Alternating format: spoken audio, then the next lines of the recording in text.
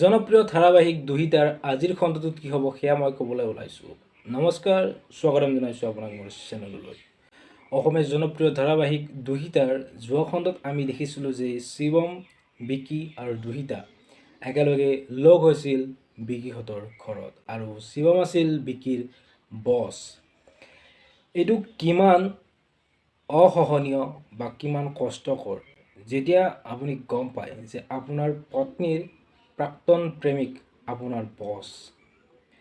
বিকিৰ বাবে এইটো সহ্যকৰ হয়নে? আপুনি যদি বিকিৰ ঠাইত থাকিলে হয় তেতিয়াহ'লে আপুনি সহ্য কৰিব পাৰিবনে যে আপোনাৰ পত্নী যিটো প্ৰাক্তন প্ৰেমিক সেইটো আপোনাৰ বছ।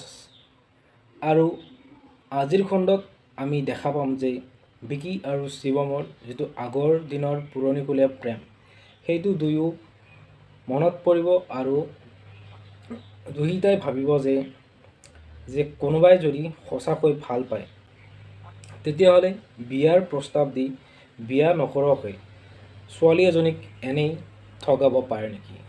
হয়, দুহিতাই ভাবিব যে শিৱমে দুহিতাক ঠগাইছে, কিন্তু শিৱমে জানে যে সি দুহিতাক বহুত ভাল পায়। আৰু আজিৰ খণ্ডটো চাবলৈ খুব ইণ্টাৰেষ্টিং হ'ব যে তিনিওটা কেৰেক্টাৰ একেলগে লগ হ'ব আৰু বিকিয়েও গম পাব যে দুহিতাৰ প্ৰাক্তন প্ৰেমিক তাৰ বছ। সি এইটো সহ্য কৰিব নোৱাৰিব। আৰু আনফালে অন্তৰা আহিব এজন পৰপুৰুষৰ লগত গাড়ীত আৰু মাক দেউতাকে সেইটো সহ্য কৰিব নোৱাৰিব, কাৰণ ঘৰৰ বোৱাৰী যদি বেলেগ এজন পুৰুষৰ লগত গাড়ীত উঠি আহে তেতিয়া সঁচাকৈ সেইটো সহ্য কৰিব নোৱাৰা কথা। আৰু আজিৰ খণ্ডটো চাবলৈ খুব ইণ্টাৰেষ্টিং হ'ব, কাৰণ এফালে অন্তৰা মাক দেউতাকৰ যিটো ষ্টৰী সেইটো চিন আপোনালোকে দেখা পাব, আৰু আনফালে বিকি শিৱম আৰু দুহিতাৰ যিটো চিন সেইটো খুব ইণ্টাৰেষ্টিং হ'ব। আপোনালোকে ৱেইট কৰি আছে নেকি বাৰু?